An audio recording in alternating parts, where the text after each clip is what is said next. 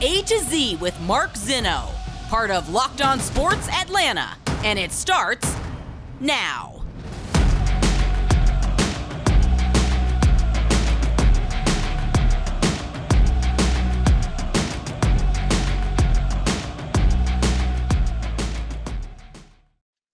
Good afternoon. Welcome to A to Z here on Locked On Sports Atlanta, where today I tell you, don't write history just yet. Welcome in. We are live here on this Wednesday and a jam-packed show for you. So much to get to. Top segment of this show brought to you by our friends at Sports Card Investor. Make sure you guys give us a follow on Twitter at Locked On ATL. Of course, I'm at Mark Zinno, MarkZinno. Coming up on the show, the most appropriate listing of who Georgia should play coming up with the schedule changes. We'll get to that as well. What are the Hawks doing? Are they late to the party? We'll find out here coming up shortly. But I want to start at the top here with the Atlanta Braves. Of course, they beat the Philadelphia Phillies last night 5-3, but a struggle, but they end up coming out on top. Of course, no Kensley Jansen anymore. He's on the IL. So we'll see how they navigate through this. But, manifestly, the game didn't matter. It wasn't the story for the Braves yesterday. What was the story, however, is that Dodgers first baseman, former Braves first baseman, Freddie Freeman, has looks like he's firing his agency, Excel Sports Management, and his agent, Casey Close, because he is upset about the way things went down after the weekend against the Braves and how emotional it was. He's upset at his agent for the way things went down, and I guess still wants to be an Atlanta Brave. And while we can sit here and part and parcel how things should have went down, and we'll go over the kind of flow of here in a second, but at the end of the day, I think two things are paramount. One, Freddie's emotional. Two, he's trying to blame somebody else for something he did. And we'll get to that here, but let's just go back and rewind how it all went down. The Braves made Freeman a 5-year, $135 million offer, right? And then his agent, Casey Close, went back to Alex Anthopoulos and presented two offers to the Braves that were well north of $135 million and said, okay, you have an hour to either match one of these deals, accept one of these deals, whatever it is. The Braves came back and bumped it up to $140 million, which is still nowhere near close. And Freeman and his agent at that point in time said, oh, okay, we're not doing this. And so Alex Anthopoulos wisely assumed that one of those two offers that he had out there was a solid offer from another team. So Alex Anthopoulos said, we can't wait. He goes and executes the Matt Olson deal, signs him to a 8-year, $168 million contract. And Freddie Freeman was left holding the bag. And the bag was money. And so that was that. And it was over and done with. Dodgers come in, they give him his 6-year, $160 million deal, and, here we are. And so, while I don't think that there was a lot of emotion, I think there was a lot of emotion around the last weekend. What I don't think we should do is write the story yet that Freddie Freeman made a mistake, that the Braves made a mistake, that somehow they should have figured this all out. I think this is all going to work out 100% for the Braves. I think the Braves definitively made the right move. I think you don't overpay guys who are over 30, regardless of Freeman's production ability. I think it's just bad juju. I think the Braves provided themselves with a lot of roster flexibility, and a lot of ability to continue to add pieces down the road. The Dodgers are always going to be good. The Dodgers are always going to spend money. So it's a different scenario, whether they made the right move or the wrong move. If they made the wrong move, if Freddie ends up falling off here terribly, it doesn't matter to them. They can fix it. That's not the case for the Atlanta Braves, who are on a budget. So I 100% think the Braves made the right move. But what I really think is going on right now with Freddie Freeman is something I think we can all understand. I'll get to that in a minute. But first, a word from our friends at Sports Card Investors. And whether you're a casual card collector looking for exciting alternative investment opportunities, the free Sports Card Investor app has something for you. Breakout stars, prospects debuting, you can check and find the value or great deals on all of their cards. Players like Adley Rushman. You can get the nostalgia of old players, go back in time and see how much your favorite old cards are worth. And if you're interested in getting into sports cards, find great deals on your favorite players. This is a way to figure out, if you're a sports card collector, what you have in your hands and what they're all worth. I know I have a bunch of old cards. I can download the Sports Card Investor app, figure out what they're worth and if there's anything there. So you do the same. Download the Sports Card Investor app today. It's available for free in the Google Play and Apple app stores, or go to sportscardinvestor.com/locked on, because all of our Locked On users are going to get a special deal with downloading the app. Okay. Freddie Freeman, no longer part of the Braves. And what happened the last weekend to me and where he is right now is something I think we can all understand. Let's go back to a time in your life where you had a breakup with a significant other, and it was a rough breakup. It wasn't bad. It wasn't like fighting, arguing, but it was just like one of those emotional breakups where you couldn't come to a resolution about the way forward. You couldn't come to a unified ground on where you both wanted to be 3, 5, 10 years from now, whatever it is. And the breakup happens. It's emotional. You cry. You're upset. You can't figure out what happened. You get angry. You're in denial. You go through the stages of grief. You go through all of that.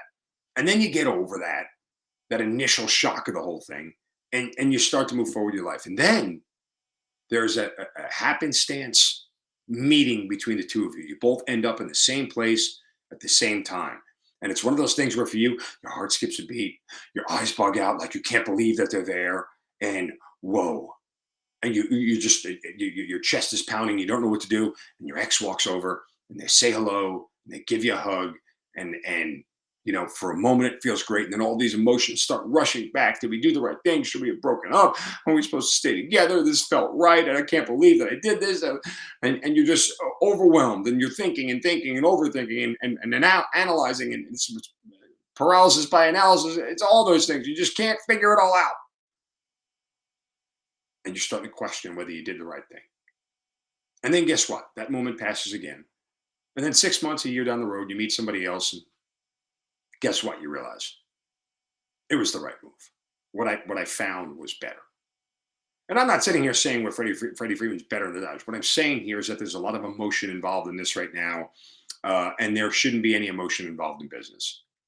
It's that simple. Freddie Freeman may figure out down the road he's in a better spot, that it was the right thing, that it all worked out. And I think the Braves 100% are in a better spot. It's sad that they lost their star, the guy that they drafted, the guy that they brought up to the minors and all that, whatever. I don't play into the emotion of that whole thing. This is a business decision, and I think the Braves made the right business decision for what they needed to do at the moment. And I'm here in New York with the family, and I keep seeing the New York Post is even writing stories about, how the Yankees should be cautionary. It should be a cautionary tale with the Braves and Freddie Freeman, and don't do the same thing with Aaron Judge. And I'm sitting here telling every Yankee fan I know, if the Yankees win a World Series this year, let Judge walk. Let him go. It's okay to break up. It's okay to split. It's not the end of the world. It really isn't. It's something that very much easily can be fixed. So, I don't think that what is going on with Freddie Freeman right now is uncommon, and I understand the emotions under all it, and I'm not saying you shouldn't have emotions about it, but man, you got to get away from it. You haven't even been with the Dodgers for 6 months yet. You haven't even been in a playoff race with the Dodgers yet. You haven't even, nothing is, it's a little early.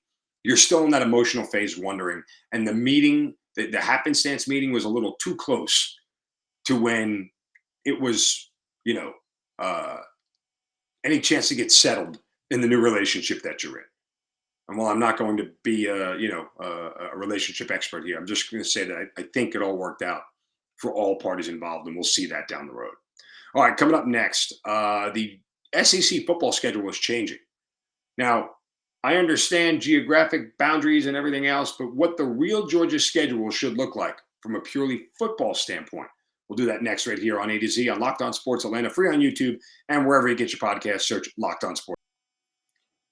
Welcome back to A to Z here on Locked On Sports Atlanta, free on YouTube, and wherever you get your podcast, search Locked On Sports Atlanta. This segment brought to you by our friends at Sakara. The Georgia Bulldogs and the SEC are adding 2 more members, as everybody knows at this point in time. And so they are still tossing back and forth the idea of what they're going to do with their schedule, whether it's just going to be 8 opponents and 1 steady opponent, a rotating basis of 8 opponents, or they're going to do the normal thing where they have 3 opponents and then 5 rotating non-conference schedule games, or whatever it is, 1 non-conference game and 5 rotating opponents. It goes back and forth, right? And so Seth Emerson, who is as good as it comes to when you talk about covering Georgia and everything else. He's of the Athletic, and he put together a list of what he thought the Georgia opponent should be based off of order of like most likely, most best rivalries, best games, best teams to play. Um, and I'll read it to you real quick because I sort of morphed it into something of my own here. But of the new, UG or the new UGA opponents that are going to be there, the new SEC opponents, I should say, he ranked them from 15 all the way down to one as far as most desirable rivalries, right? So Mississippi State's at 15, even though Mike Leach is there, he's not going to be there forever. Missouri at 14, Arkansas at 13, which I thought might have been a little bit higher given Sam Pittman and his ties to Georgia, but it was not to be. It's not really much of a rivalry between Georgia and Arkansas. Ole Miss at 12, despite Lane Kiffin being there. Again, who knows how long he will be there.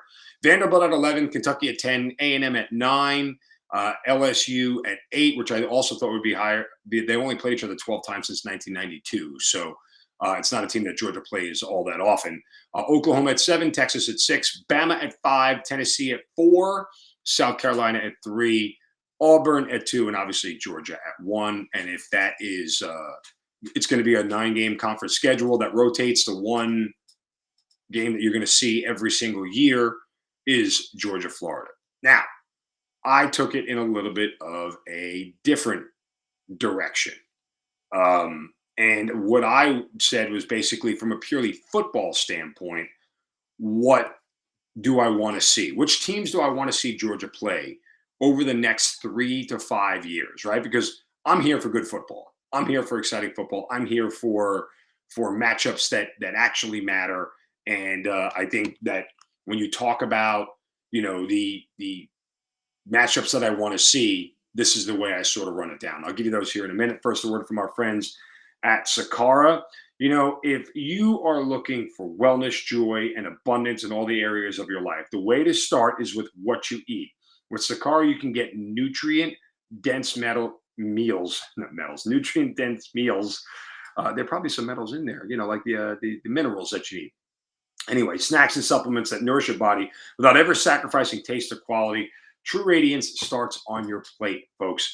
Made with high-quality organic ingredients, Sagara's plant-rich transformational nutrition programs are expertly designed to deliver real results, from reduced bloat to ease digestion to clear skin, boosted energy, moods, and more. And right now, Sakara is offering to our listeners off their first order when they go to sakara.com/locked-on20. That's the code. Enter locked-on20 at checkout or go to sakara.com/locked-on20. That's Sakara, SAKARA.com/locked-on20 to get 20% off your first order. Sakara.com/locked-on20. All right, my list for the Georgia Bulldogs here and who I want to see them play from a purely football standpoint. And I can tell you that from 8 to 15, I don't care. These are my top 7 because I really don't care about everybody else. But these are the top 7 teams I'd love to see them play over the course of the next 3 to 5 years. However, you know what? I will say I'll add in. At 8, I'd probably put Kentucky just because they're getting closer to contending with Georgia, and them upsetting Georgia would actually be huge for them. I don't think it'll happen, but they're going to be a thorn in Georgia's side. But Kentucky is a program that I think that's on the rise. I'd put them at 8. Number 7, I put Ole Miss. Why? Because I want to see Kirby Smart go up against Lane Kiffin. That I want to see. 2 former Saban assistants squaring off. I think that's fun for me. And plus, you get contrasting styles. You get Georgia, a defense-heavy team, against Ole Miss, an offense-heavy team, and you get that matchup. Number 6 is Texas for 2 reasons. One, you get to see Arch Manning play live when that happens within the next 2 to 3 years. And 2, it'll be fun for Georgia to pound Texas. Texas isn't very good from a football standpoint. I don't know how much better they're going to get quickly within the next 3 to 5 years. Obviously, Arch Manning may change that, but this is about Georgia strolling into Austin for me beating the crap out of Texas on national TV and walking out. That's fun for me. That's like the one football standout game I think from a blowout standpoint I would enjoy. Because, well, Texas always seems to think that they're better than they are. And in reality, they haven't figured out that they're not that good yet. Could be, but not yet. Number 5 is Tennessee. I do enjoy watching these two teams play. I think Hendon Hooker this year is going to provide a level of competition that Georgia is might be a little bit surprised by. Hendon Hooker and Tennessee, I think, are a team that I think they might have some Ole Miss flavor from last year, right? That could be a 10-win team when it's all said and done. They may surprise some people this year. Just keeping their eyes on them. At number 4 for me, Arkansas. And again, this is also about styles making fights. This is tough pound 'em, run 'em defense, tough pounding running offense for Georgia and hard defense. And the same thing for Sam Pittman. He's modeled Arkansas a lot to what he learned at Georgia. And I think that to me is something that is absolutely worthwhile from a football standpoint to watch. I think you get a really good matchup between those two teams. Number 3, Texas A&M. Jimbo Fisher, A&M, big program, big names. I think whether I'm going to get 100% the best football game, I don't know, but Texas A&M defense is really good. I get 2 defensive battles. Texas A&M obviously needs some help at the quarterback. Haynes King is coming back this year for the Aggies after the broken leg last year. So who knows how good he's going to be. But in the next 35 years, I expect Texas A&M to continue to be a very high-level program. And matching up against Georgia, I think that's fun. Those are games, again, that I want to see. Those are matchups that I want to see. And then finally, the last 2, and after I give you number 2, you'll figure out who number 1 is. But LSU at number 2. Georgia heading into Baton Rouge to go down to Death Valley and play a game there on national TV at night, to me, looks awesome. Just the hype behind that, I think, is great. You get Brian Kelly there now. They'll probably be a little bit better. At least they'll get some better quarterback play theoretically. But that's a football game I would get excited about. And again, excuse me, LSU's defense is what turns me on about this, right? I know Joe Burrow's not there anymore and that offense is gone, but LSU's defense against Georgia's defense looks like it's a fun matchup. And then finally, Bama. Can you ever get enough of watching Georgia-Bama? I can't. I'll watch those two teams play over and over again. Won't bother me. You're always going to get the best in high-level football. All right, coming up next, are the Atlanta Hawks late to the party? And is it too late for them is it too costly, I should say, for them to get what they need to be a better team? That's coming up next right here on A to Z on Locked On Sports Atlanta, free on YouTube and wherever you get your podcasts. Welcome back to A to Z here on Locked On Sports Atlanta, free on YouTube and wherever you get your podcasts. Search Locked On Sports Atlanta. Before we get to the Atlanta Hawks and why they may be late to the party, or at least very late to an expensive party, time now for some Shovels of Wisdom. Brace yourselves, because it's time for the Shovel of Wisdom.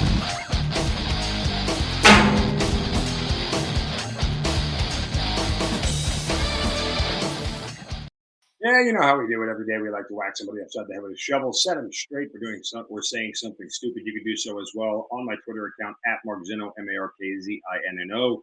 Just use the hashtag Shovel of Wisdom. And today my shovel goes to visitors at Yellowstone National Park. I say visitors because I don't have a name on the story, but this is interesting to note that there was a man at Yellowstone who was gored by a bison. A 34-year-old Colorado man from Colorado Springs was gored and he was charged by a bison in the recently reopened Yellowstone National Park on Monday. After rescuing actually a child who was in the animal's path, the family had wandered out, I guess, into the area where the bison are. They got dangerously close on a boardwalk near Giant Geyser at Old Faithful. And there's video of the attack on an Instagram account called Tours Ons of Yellowstone. That's a Tourons of Yellowstone. That's a weird name. Anyway, Tourons of Yellowstone. Tourons is not a word. Anyway, so you can see in the video that this whole family and this small boy or within feet of a bison who decides, okay, I don't want you anywhere near me, and decides to run at it. The man has to stand in the way and then gets gored in the arm by the bison and was taken to the hospital. This isn't the only time that this has happened. It's the second attack in a month. A 25-year-old woman from Ohio was gored by a bison and was tossed 10 feet in the air. Folks, in case you haven't gotten the memo, standing next to large, undomesticated animals in their habitat usually ends up poorly for the human. No, hard pass. I like nature. I enjoy nature. Heck, I've even been camping once or twice. But me getting that close to an animal without proper trainers or trainees or no, just no, it ends badly. It ends badly. My cell phone camera, like it can zoom way in. I'll get an up close picture from there. I don't need to be that close where I can get gored by a bison. Oh, by the way, who the hell brings a small child around a bison? What the hell's wrong with you people? Dear Lord, like this should be readily obvious stuff that, hey, don't do this. It ends poorly. But yet, nobody figured that out. Nobody figured that out. So, and if you want to watch Yellowstone, isn't there a TV show? Oh, wait, that's not about that. Anyway, I kid. What isn't kidding is the price tag for Deontay Murray now from the San Antonio Spurs. There are reports out there that the Spurs would be seeking up to 4 first-round picks for Deontay Murray. Yeah, no, don't do that. Don't do that. Like 4 first-round picks for a player of Kyrie Irving's stature? Sure. Deontay Murray just made his first All-Star game, and he is a very good player. Yeah. But 4 first-round picks with little to no lottery protections? Nah. Nope. As I tell you repeatedly, I am all for GMs who go all in and make big moves. But this just feels excessive, right? It feels reckless. Yeah, I don't,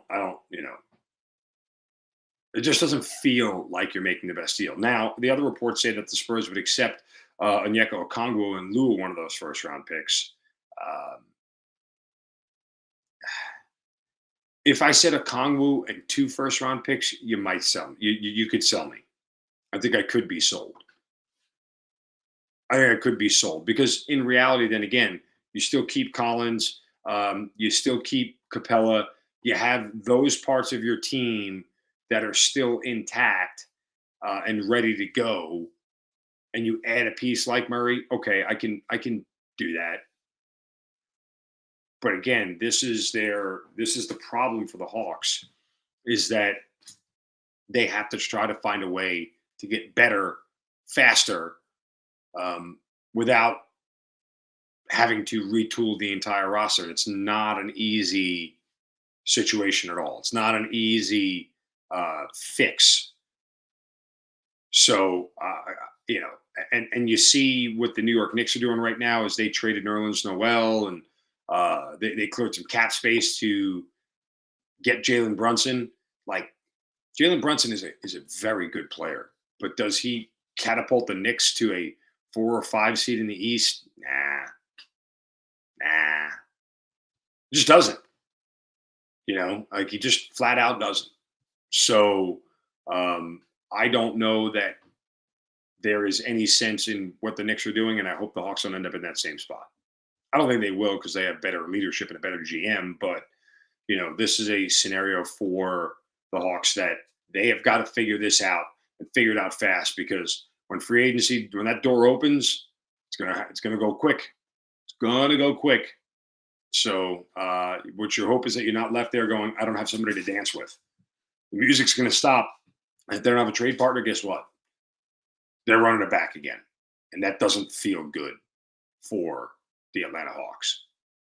That'll do it for us here on this Wednesday. Make sure you guys subscribe and like our YouTube channel. Don't forget to follow all the shows on the Locked On Sports Atlanta platform, on Twitter at Locked On ATL. But you have A to Z, Hitting Hard with John Chuckery, ATL Day Ones, Braves Postcast, Locked On Hawks, Locked On Falcons, of course. And of course. And make sure you guys check us out every single day for the best in Atlanta sports news. Appreciate you guys giving us all the love and support. We're over 2,000 subscribers. I forgot to mention that last week when it happened, but we're over 2,000 subscribers already. We're growing fast, and we're glad that you guys are part of this whole journey with us. Back tomorrow for another show. Make sure you guys follow me on Twitter at Mark Zinno.